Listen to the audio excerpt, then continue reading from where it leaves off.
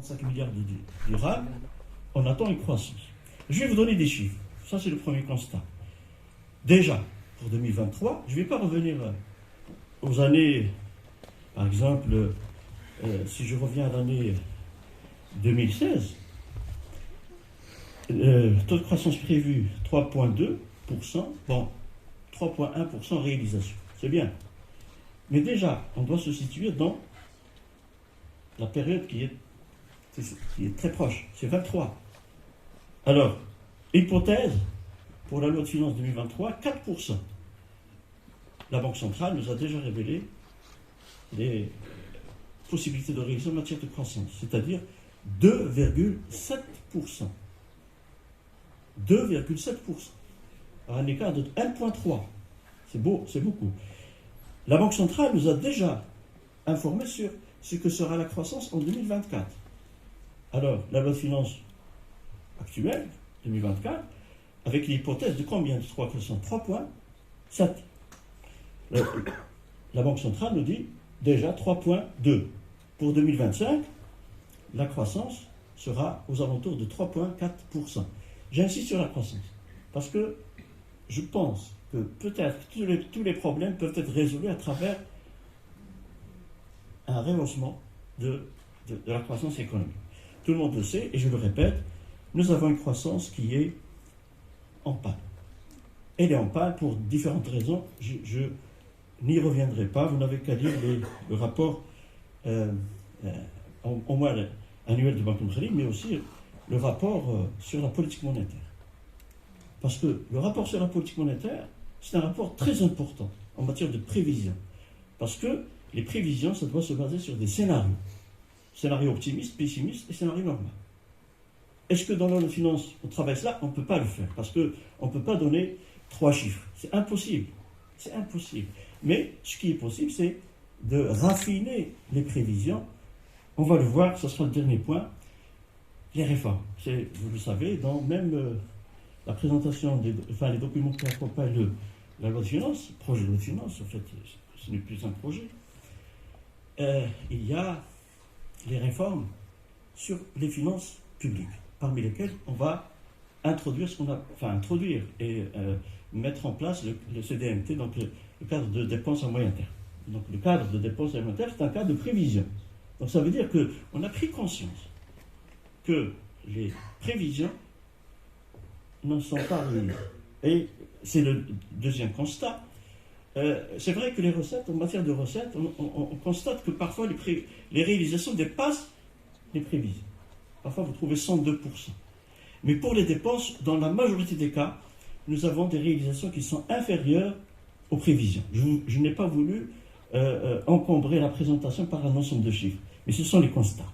Alors, troisième constat, à quoi s'intéresse la loi de règlement? Elle s'intéresse à l'analyse des écarts entre les prévisions et les réalisations pour toutes les composantes de la loi de finances, budget général, comptes spéciaux et Sigma, mais aussi s'intéresse à l'adhésion des ministères et institutions en matière de méthodologie de projet de performance. Donc, parle aussi de performance. C'est pour cela que j'invite, et avec le forum des chercheurs du ministère de l'économie et des finances, on a convenu d'organiser un colloque sur les lois de règlement. Ce sera la deuxième fois, parce que ça a déjà été fait, donc on va l'organiser certainement aux alentours du mois d'avril. Bien sûr, le lieu, etc., ça dépend des organisateurs. Alors, projet de performance, donc quant aux résultats relatifs aux programmes, objectifs et indicateurs, je dis bien que c'est un document extrêmement intéressant. Après ce constat, je vais passer au deuxième point, la problématique des prévisions. Parce que les écarts sont là, et surtout l'écart en termes de croissance. Ça peut paraître trivial, ça peut paraître très petit, mais attention, 0,5% de croissance, c'est des pertes en termes d'emploi, c'est des pertes en termes de richesse, c'est des pertes en termes de... Parce que la croissance nourrit le développement. Tout à l'heure, le professeur Jawad Nouhi avait parlé des ambitions, 6%, 7%. Je pense qu'on est loin. Il faut une véritable action pour promouvoir la croissance. Passer de... Déjà, le programme gouvernemental tape sur une croissance moyenne de 4%. Jusqu'à maintenant, le gouvernement n'a pas tenu sa promesse. Bon, peut-être que les contraintes sont énormes. Peut-être que les contraintes sont énormes. Alors, deuxième point, problème des prévisions. Donc, il faut une bonne analyse de la conjoncture. Pourquoi analyse de la conjoncture? Parce que tout simplement, il y a une citation qui dit « Dans un monde économique, malheureusement, le miroir arrière est toujours plus clair que le pare-brise. » Ce qu'on voit, bon, c'est clair, c'est ce que nous dit la loi de règlement. Mais la visibilité, vous savez bien, quand établit la loi de finances, toutes choses étant égales par ailleurs. C'est-à-dire que s'il y a un événement qui va se produire en janvier, tout va changer. Un événement majeur. On sait bien les déterminants ou disons les conditions pour passer à la loi de finances rectificative. Alors, analyse de la conjoncture, il faut décrire, diagnostiquer et prévoir. Je ne vais pas tarder. C'est pour cela que j'ai dit, je vais utiliser le français, parce que c'est des termes techniques. Alors, il y a la prévision ponctuelle, mais il y a le budget économique. L'un des documents de base pour établir les prévisions, le budget économique qui est établi par le HCP. Donc vous avez budget économique exploratoire. Le budget économique exploratoire est établi à l'année N-1, bien sûr, N-1, mais pour la période mars-juillet, c'est-à-dire avant la sortie de la loi de finances. Et puis vous avez le budget économique prévisionnel qui est établi au cours du dernier trimestre de l'année 1, soit durant la période octobre-décembre. Alors ce sont des documents sur lesquels se basent les concepteurs de la loi de finances, projet de loi de finances, pour établir bien sûr, leurs prévisions, parce que la loi de finances, c'est quoi? C'est un ensemble de prévisions, tout simplement. Alors, quelles approches utiliser? Approches basées sur le jugement, les méthodes extrapolatives, univariées, les méthodes explicatives ou causales, et puis les méthodes systémiques ou économétriques. Je ne vais pas entrer dans les détails, parce que la prévision, ce n'est pas une affaire simple.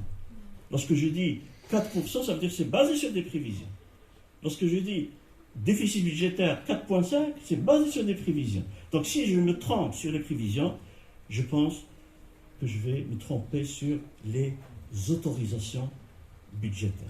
Alors c'est pour ça que vous avez le cadre de dépenses à moyen et long terme, et c'est le dernier point. Quelle réforme? C'est en se basant sur le CDMT. Le CDMT va permettre d'améliorer la fiabilité des prévisions. Je ne vais pas entrer beaucoup dans les détails, mais c'est le dernier point. Je dis, le budget économique c'est bien, mais je crois qu'il faut consolider les prévisions à travers ce CDMT. Pourquoi? Parce que le CDMT va nous permettre de créer des mécanismes d'anticipation pour faire face aux chocs externes, pour permettre la soutenabilité des finances publiques et pour renforcer la confiance et la crédibilité du pays vis-à-vis des opérateurs économiques nationaux ou internationaux. Lorsque vous faites des prévisions fausses, ça veut dire que vous n'êtes pas crédible. Donc pour cela, qu'est-ce qu'il faut? Il faut déterminer la trajectoire de l'endettement à moyen terme.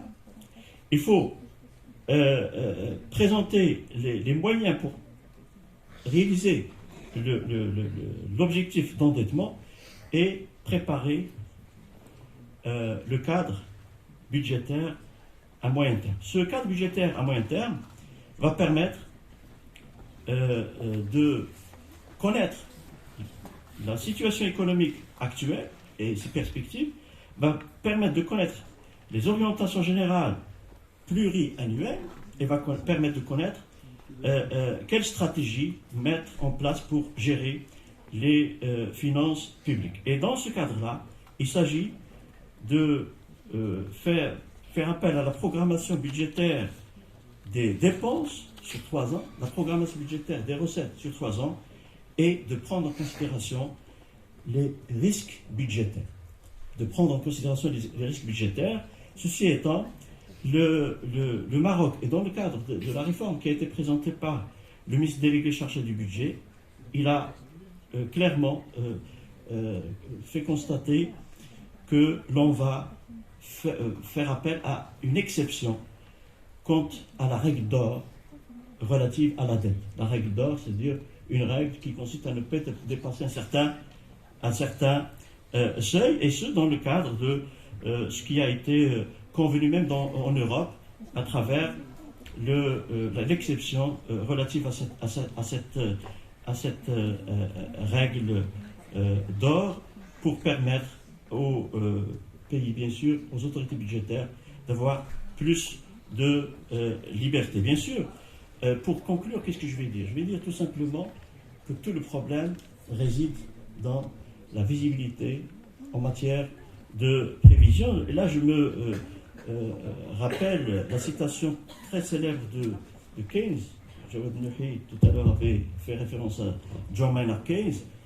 Dans un monde, bien sûr, économique, il y a cette faible visibilité, mais il n'y a rien de plus désastreux qu'une politique d'investissement rationnel dans un monde irrationnel. Pourquoi? Parce que l'avenir comporte beaucoup de risques. Je n'ai pas voulu dire... Voilà, je n'ai pas voulu dire beaucoup de choses sur cela. Tout le problème réside dans la crédibilité en matière de prévision. Merci de m'avoir écouté. شكرا جزيلا أستاذ الجليل أستاذ عبد الرزاق الهيري على هذه المداخلة القيمة التي تطرق فيها للأدوار الطلائعية التي من ممكن أن تلعبها قوانين التصفية، والتي يكون من أهدافها خلق توازن بين مختلف توقعات قوانين المالية وإنجازاتها خلال السنة المالية، ومدى استطاعة قوانين التصفية الإجابة عن مختلف الفرضيات التي يهدف إلى تحقيقها قانون المالية بطبيعة الحال، وذلك سواء من خلال تشخيص طرح فرضيات أو تساؤلات. وتساءل في الأخير الأستاذ الجليل عن استراتيجية تدبير المالية العمومية. شكرا لك الأستاذ الجليل. سننتقل مباشرة